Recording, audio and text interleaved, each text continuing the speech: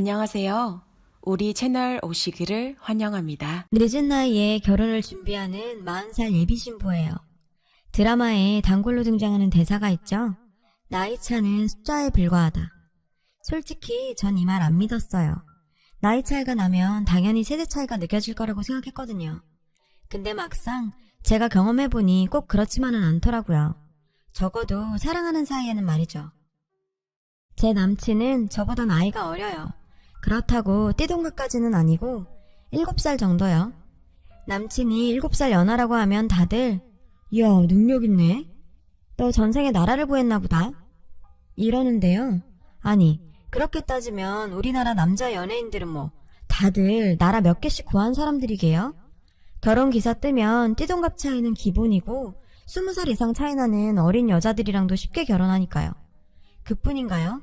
남자가 한두 살 많은 경우엔 그냥 커플이라 부르면서 여자가 나이 많을 땐 굳이 연상녀 연하남이라고 콕 찍어서 밝히잖아요.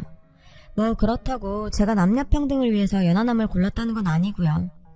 모르는 사람들은 나이 많은 여우가 순진한 어린 남자 홀렸다고 그러는데 그 반대예요. 사실 제가 모태솔로거든요. 그러니 당연히 만나면 연애 경험이 있는 남친이 리드를 하게 됐죠. 데이트 장소를 고르거나 만나서 할 것들, 그리고 소소한 이벤트까지 전부. 그래서일까요? 남친을 만나면서 한 번도 어리다는 생각을 해본 적이 없어요. 오히려 기대고 싶은 사람? 뭐 그런 느낌이었죠. 남친과 저는 화실에서 만났어요. 소묘 강사와 수강생으로요. 당시 전 같이 뭉쳐다니던 친구들이 모두 결혼한 상태라 낙동강 오리알 신세였어요. 주말이면 뻔질나게 울리던 휴대폰이 그렇게 잠잠할 수가 없는 거예요. 다들 살림하랴 애들 키우랴. 주말이라고 놀러다닐 짬이 없었죠. 그래서 목마른 사슴이 우물을 찾듯이 혼자 놀거리를 찾아 나섰고 그러던 중에 회사 동료 추천으로 소묘를 배우게 됐죠. 남친은 독일 유학에서 돌아온 지 얼마 안 된 상태로 취업 준비를 하면서 선배 화실에서 취미반 소묘 수업을 맡게 된 거고요. 솔직히 남편에 대한 첫인상은 별로였어요. 아니, 별로라기보다는 내 남자가 될 일이 없다고 생각했기 때문에 관심이 없었다는 게 맞는 표현일 거예요. 그렇잖아요. 7살 차이인데. 전 석고소묘 하면 영화나 드라마에 나오는 것처럼 이젤 앞에 고상하게 앉아서 아그리파 줄리앙, 비너스 같은 석고상을 그리는 걸로 알았어요. 근데 자, 지금부터 다들 연필을 들고 3절 캔트지 가득 가로 세로 두 방향 대각선으로 선을 긋습니다. 빽빽하게 채워주세요. 시작! 맙소사, 그놈의 얼어 죽을 선긋기만 주구장창시키지 뭐예요. 그것도 2주 내내. 저요 정말 팔 떨어지는 줄 알았어요. 그렇게 열심히 선을 긋는 사이 남친의 빛나는 외모에 홀려 화실로 몰려왔던 수강생들은 팔이 떨어져 나가는 고통과 함께 후두둑 떨어져 나갔어요. 그렇게 2주 만에 수강생은 반토막이 났죠. 그런데 이젠 그림 그리실 분들만 남은 거 맞죠? 그럼 오늘부터는 입체 도형으로 들어가겠습니다. 알고 보니 가짜 수강생들 떨궈 내려고 죽어라 선긋기를 시켰던 거 있죠. 뭐 결과적으로는 덕분에 소묘하는 데 도움이 되긴 했지만 말이에요. 남친은 수업 때마다 노래를 틀어줬어요. 낡은 더블데크에 카세트 테이프로 말이죠. 퀸부터 오아시스, 너바나, 블러 등등 딱 제 취향의 곡들이었죠. 음악 취향이 비슷해서인지 이 남자한테 점점 관심이 생기더라고요. 그건 남친도 마찬가지였던 것 같아요. 우린 수업이 끝나고도 좋아하는 음악 얘기며 영화 얘기를 나눴어요. 남친이 유학생을 했던 퀼른 지역 얘기도요. 알고 보니 3년 전 12월 25일 우린 한 장소에 있었더라고요. 퀼른 대성당에서요. 당시 독일 출장 중이었던 저는 크리스마스 미사를 보려고 퀼른 대성당을 찾았었거든요. 그런데 남친도 마침 그때 그 성당에서 미사를 보고 있었던 거죠. 서로를 알아보지 못한 채 한 공간에 있었다니 기분이 묘했어요. 왠지 이렇게 만난 게 운명인 것도 같고 덕분에 우린 자연스럽게 가까워졌죠. 그렇다고 사귀는 건 아니고 수업이 끝나고 커피를 마시러 가거나 같이 밥 먹는 사이 정도? 처음이었어요. 남자랑 이렇게 자연스럽게 만나는 건. 이 나이 먹도록 남자를 사귀지 못했던 이유 중 하나가 다음 단계로 자연스럽게 넘어가지 못해서였거든요. 이렇게 마음이 잘 맞는 사람은 정말 처음이었어요. 그래서 더욱 놓치기 싫다는 생각이 들 정도로 많이 아쉬웠죠. 아, 내가 몇 년만 늦게 태어났다면 좋았을걸 하면서 말이죠. 참 희한하죠. 남친을 향한 마음이 커질수록 석고상을 그릴 때마다 석고상이 남친 얼굴로 그려지는 거예요. 다행히 제 실력이 형편없어서 다른 수강생들은 눈치를 못 챘지만, 그러던 어느 날 수업 시간보다 일찍 화실에 도착한 저는 이젤 앞에 앉아 그림을 그리는 남친을 보게 됐어요. 연필이 종이에 닿아 사각거리는 그 소리가 어찌나 좋던지. 연필 선 소리가 날 때마다 킨트지의 낯익은 얼굴이 선명하게 떠오르더군요. 저였어요. 남친은 제 인기척을 느끼곤 절 보더니 에이, 들켰네. 몰래 그려주려고 했는데. 저 오늘이 마지막 수업이에요. 네? 아니, 왜요?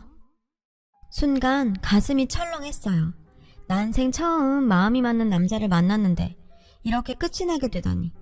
그렇다고 나보다 7살이나 어린 남자한테 먼저 대시를 하기도 그렇고 아쉬운 마음만 가득했죠. 남친은 가을 학기부터 대학에 강의를 나가게 됐다고 하더군요. 거기다 유학생활 중에 알게 된 친구들이랑 창업도 하게 됐다고요. 사실 처음엔 한 달 정도 수업하기로 하고 나온 건데 3개월이나 하게 됐네요. 수정씨 때문에. 뭐? 나 때문이라고? 남친의 말에 제 심장이 요동치기 시작했죠. 몰랐어요? 나 수정씨 좋아하는데.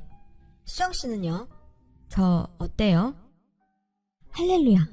제 마음속에선 폭죽이 팡팡 터지면서 저를 닮은 미니미들이 쌍수를 흔들며 좋아요를 외치고 있었죠. 하지만 그 말을 목구멍 밖으로 쉽게 내뱉지는 못했어요. 아무래도 나이 차이가 걸리더라고요. 그래서 우물쭈물 거리는데 밖에서 수강생들 오는 소리가 들리더라고요. 순간 심장이 미친 듯이 뛰기 시작했죠. 이렇게 내 첫사랑을 놓치고 말 것인가. 갈등이 됐어요. 그런데 불현듯 어쩌면 이게 이번 생의 첫사랑이자 마지막 사랑이 될지도 모른다는 생각이 드는 거예요. 그래서 나도 모르게 좋아요 라고 대답했죠. 말이 끝나자마자 수강생들이 안으로 들어왔어요. 간당간당하게 세이프였죠. 그렇게 우린 사귀게 됐어요. 제 연애 소식에 친구들은 난리가 났어요. 축하해주면서도 한편으론 남친은 아이 때문에 걱정을 했죠. 혹시 제가 상처받게 되진 않을까 하는 눈치였어요. 저 역시 그런 생각을 안 했다면 거짓말이겠죠. 더군다나 남친이 여대에 강의를 나가게 되면서 더더욱. 그래서 초반엔 일부러 월차를 내고 남친 학교에 가기도 했어요. 일 때문에 근처에 왔다가 들린 것처럼. 그런 저를 남친은 무척 반가워했지만 대신 여학생들의 따가운 시선을 받아야 했죠. 사실 대학 강의는 돈이 되지는 않았어요. 교통비에 밥값 정도였으니까요. 그나마도 매 학기 자리가 있는 것도 아니고. 설상가상으로 남친이 친구들과 시작한 미디어 관련 사업도 생각만큼 잘 풀리지 않았어요. 그게 통해 인맥도 없고 이렇다 할 경력도 없었으니까요. 할 수 없이 전 조그맣게 사업을 하시는 아빠한테 도와달라 부탁을 했어요. 피부관리샵을 운영하는 엄마한테도 남친 회사를 통해 지역 광고를 찍으라고 압력을 넣었고요. 이렇게 저렇게 제 부모님과 지인들의 도움으로 남친 회사는 그럭저럭 굴러가게 됐죠. 그렇게 2년간의 연애를 끝으로 우리는 결혼을 하기로 했습니다. 원래는 30 끝자락이던 해에 하려고 했는데 남친 회사 사정이 여의치 않아서 40살이 된 올해 하기로 했죠. 우리 집에선 제 나이가 나이인지라 반대는커녕 시댁에서 오케이만 떨어지면 바로 식을 올릴 기세였죠. 다행히 엄마 아빠 모두 남친을 마음에 들어 하셨어요. 드디어 시댁으로 인사 가는 날이 됐어요. 예비 시어머니께 남친 편에 스카프 선물을 보내드렸던 터라 가벼운 인사 선물 정도로 준비했죠. 전 화장을 시작했어요. 조금이라도 더 어려 보이려고 발악을 하는 제 자신이 참 한심했지만 어쩔 수 없었죠. 아무래도 나이 때문에 걱정이던 저는 아침부터 장이 꼬이기 시작하더니 시댁에 도착할 때쯤엔 허리를 펴는 것도 힘들어졌어요. 남친은 많이 아프면 다른 날로 미루고 병원에 가자고 했지만 그럴 수는 없었죠. 첫 인사를 드리러 가는 날이니까요. 결국 근처 약국에 들러 약을 사 먹고서야 온전히 허리를 펼 수 있었어요. 그리곤 시댁 초인종을 눌렀죠. 누구세요? 인터폰을 통해 젊은 여자 목소리가 들렸어요. 분명히 남친한테는 형제가 없다고 들었는데 남친한테 물어볼까 하다가 일단 안으로 들어갔어요. 어서와요. 오느라 힘들었죠? 예비 시어머니께선 딱 예의를 지키는 선에서 절 맞아주셨어요. 그런 어머님 옆엔 젊은 여자가 딱 붙어 있었죠. 마치 딸처럼요. 말끝마다 예비 시어머니를 엄마라고 부르면서 말이죠. 약기운에 어떻게 지났는지 모르게 인사를 마치고 남친 집을 나섰어요. 차에 오르자마자 전 물었죠. 아까 그 여자 누구야? 아, 현주.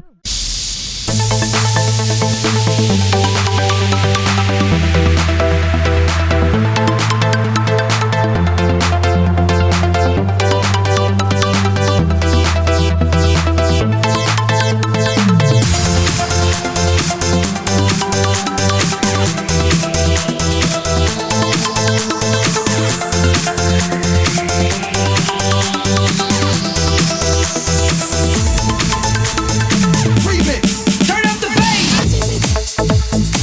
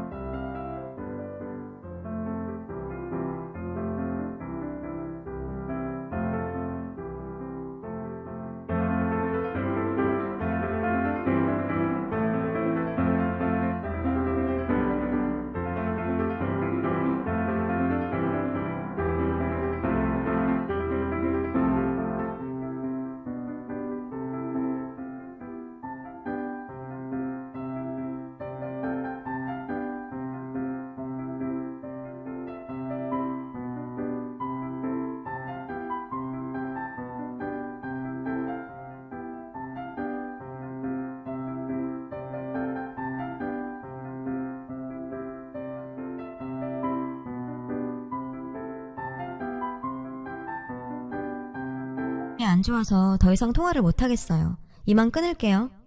전 전화를 끊었어요. 기다렸다는 듯 눈물이 쏟아져 내렸죠.